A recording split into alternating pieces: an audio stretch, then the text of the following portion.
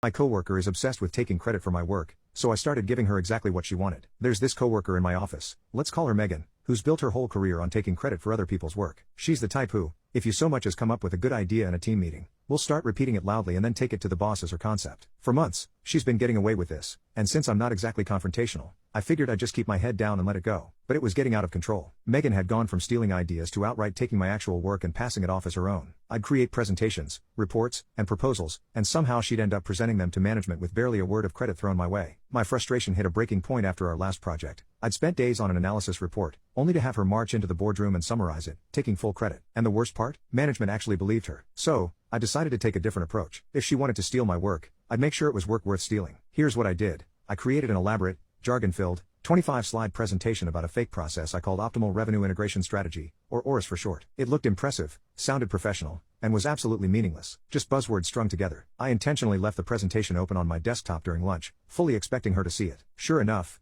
Megan swooped in, borrowed it, and set up a meeting with our boss to showcase her latest insights. When the meeting happened, I sat quietly in the back, watching as she went through slide after slide, using words like synergize and monetize like her life depended on it. The boss's face went from interested, to confused, to downright skeptical. Finally, he asked, "Can you explain what optimal revenue integration strategy means in practice?" Megan's face went pale as she stumbled over the buzzwords, trying to make sense of it, but it was nonsense. She couldn't explain it because it wasn't real. The boss turned to me, knowing I'd been working on the project too, and I just shrugged, saying I had no idea what she was trying to convey. Megan was caught. The meeting ended abruptly, and she hasn't been able to steal my work since. I'm now known as the guy who actually understands the strategy in the office, and she's been side-eyed by everyone ever since.